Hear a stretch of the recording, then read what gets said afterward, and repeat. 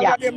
Intinya gini, pertama-tama kita berterima kasih atas kehadiran rekan-rekan, ya gitu, dan kita tetap memohon doa kepada Allah Subhanahu Wa Taala bahwa memang ada beberapa hal yang tadi juga sempat kita sampaikan.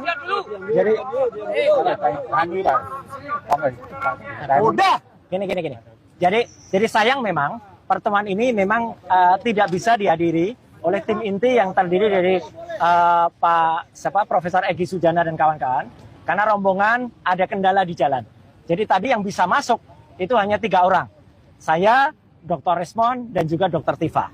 Memang pada saat kami masuk ke dalam, terus terang kami kaget, ya, karena kami hanya diterima 5 dan kemudian akhirnya hanya 3, dan di dalam itu ada 16 orang, ya gitu, 16 orang gitu. Jadi ada 2 warek, 2 wakil rektor, Pak Sigit, kemudian ada juga yang namanya Pak Profesor San itu, terus ada termasuk Pak Frono Jiwo dan kawan-kawan, itu ada sekitar 10 orang, dulu katanya kawan seangkatannya Jokowi.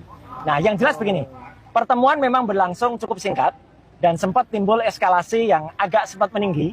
Ini terus terang saja, hampir saja kami walk out, hampir saja, ya gitu, karena agak meninggi dan kemudian karena timbul sedikit aksentuasi yang cukup tinggi. Tapi alhamdulillah, kenapa, Mas? Ya kenapa? Meningginya kenapa? Meningginya ya karena ada saut-sautan debat gitu ya gitu. Tapi ya nggak apa-apa lah, itu biasa. Tapi intinya begini, kami akhirnya tadi pengen lihat skripsinya Pak Jokowi ya, asli, ya gitu. Sempat ada yang tadi ditanyakan, sempat ada yang menjawab tadi dari Sekretaris UGM, oh itu kan melanggar Undang-Undang Keterbukaan Informasi. Saya bilang, yang bikin Undang-Undang Keterbukaan Informasi yang mengesahkan di DPR itu saya, tapi kan gitu. Ya gitu. Jadi Undang-Undang 14 tahun 2008 itu membolehkan setiap orang itu untuk melihat skripsi karya orang lain. Itu nggak boleh dilarang. Akhirnya kemudian tadi ditunjukkan. Dan kita ditunjukkan, memang benar apa yang sudah disampaikan oleh Dr. Ismail Prakteng. Yang jelas skripsinya Jokowi itu memang ada perbedaan ketikan. Ya gitu, antara ketikan batang tubuh itu diketik dengan mesin ketik biasa dan di depan itu dengan cetakan yang cetakannya itu tidak pada zamannya, ya gitu. Dan pada lembar pengesahan itu tidak tata tanggal, ya, tidak ada lembar pengesahan dari dosen pengujinya. Meskipun dosen pengujinya bisa disebutkan tadi oleh kawan-kawannya, tapi faktanya nggak ada. Tadi kita juga sempat diberitahu karena kita tanyakan lokasi KKN-nya ada di mana Jokowi itu. Tadi dikatakan di satu tempat, tapi kita nanti akan cross check juga, ya apakah itu benar, karena kan itu foto-fotonya, kemudian buktinya semuanya ada enggak gitu. Tapi yang jelas terus terang, kami masih kaget. UGM yang konon mendapatkan predikat ranking 2 untuk Undang-Undang Keterbukaan Informasi, ketika kami datang, skripsinya saja belum disiapkan tadi. Jadi harus diambilkan dulu gitu ya. Jadi kan padahal kan waktunya kan hanya singkat gitu. Jadi ya hal-hal itu kan kita cukup menyayangkan. Memang kita tidak bisa lihat ijazah asli. Karena ijazah asli memang tidak disimpan di kampus gitu ya. Ijazah asli insya Allah besok akan dilihat oleh teman-teman yang bergerak ke Solo. Ya gitu. Saya memang tidak bergerak ke Solo besok karena saya harus pulang ke Jakarta. Tapi moga-moga besok bisa diperlihatkan. Memang ada hal yang kami kaget. Ya, karena UGM juga tadi menawarkan. Kalau gitu ya kita pengadilan saja. Aduh, ini saya bilang kita sesama keluarga besar UGM. Sebaiknya kita kedepankan silaturahmi. Apalagi kita datang itu kan dalam rangka syawalan, halal bihalal gitu kan. Tapi intinya beginilah. Saya melihat bahwa UGM memang tadi disarankan oleh Dr. Tifa, jangan kemudian mau jadi tameng atau bemper yang itu malah melemahkan UGM sendiri. UGM harus berani berdiri di atas kakinya. Ya, kalau katakan ya, katakan ya. Jangan kemudian tadi itu tanpa awalnya agak sedikit membela-bela, itu zaman dulu itu nggak ada gini. Nggak usah. Ya udah, kalau memang nggak ada tanda tangannya, katakan nggak ada tanda tangan. Dan faktanya sekali lagi saya sampaikan. Dan tadi alhamdulillah saya sempat memotret. Saya pegang langsung karena dulu saya pernah datang dan tidak diperbolehkan. Alhamdulillah Dr. Resmond pernah datang dan boleh memotret. Tadi Dr. Resmond memotret lagi. Di dalam skripsi itu memang tidak ada tanggalnya, tidak ada lembar pengesahan, dan tidak ada nama orang yang disebut-sebut sebagai Kasmujo. Itu nggak ada di situ. Jadi Kasmujo tidak ada. Jadi di situ memang yang ada adalah anak 2 orang itu. Perkara nanti apakah itu akan dijadikan bukti atau evidence di pengadilan, sebenarnya kita tidak berhadap, kita berhadapan. Makanya tadi Dr. Tifa juga menyarankan, UGM itu harusnya bersatu dengan rakyat, menjadi institusi yang melindungi hak-hak kebebasan keterbukaan informasi dari rakyat, bukan untuk malah justru menjaga itu atau melindungi. Kalau memang nggak benar, katakan nggak benar, gitu ya. 1000 foto, tadi kan juga dengan foto. Saya bilang, 1000 foto, 1000 kawan tidak ada gunanya kalau tidak ada ijazah asli. Itu. Makasih. Sebenarnya tetap sama ya Pak, Ya. bahwa ijazah Jokowi palsu gitu ya kalau. Ijazah palsunya tadi ijazahnya tidak ada di UGM. Ya, itu aja. Ya, ijazah ada. Kalau besok ada ya syukur, kalau besok tidak ada, nah kan bisa kita pertanyakan, kenapa ijazah nggak ada? Dan kalau dari lawyer mengatakan kami hanya akan keluarkan nanti pada saat di sidang. Ini pelanggaran terhadap Undang-Undang Keterbukaan Informasi. Berarti Skripsi orang itu harus bisa dibuka, harus bisa Berarti dilihat. tetap meyakini ijazah Jokowi palsu Ya, ya, Pak?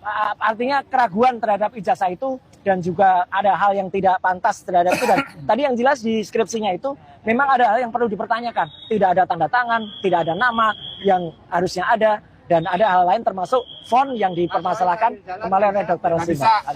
Oke, itu ya.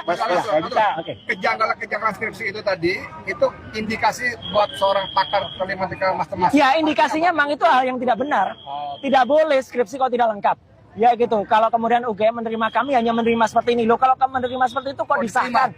Kok diserahkan? Alasannya adalah wisuda dulu baru skripsinya diserahkan. Itu kan agak aneh juga gitu. Tapi Sudah confirm yang mereka mengatakan wisuda dulu baru skripsi diserahkan. ya tadi gini, skripsinya itu diserahkan setelah semua syarat itu dipenuhi. Gitu. Ya, oke ya. Oke.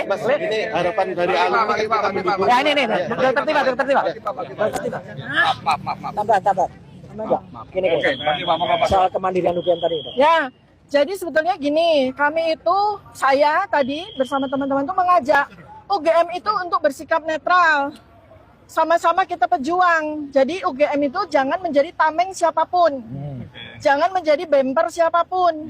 Jadi UGM itu harus juga melihat bahwa kita ini para peneliti itu ingin menjaga marwah UGM dan menjaga marwah Indonesia.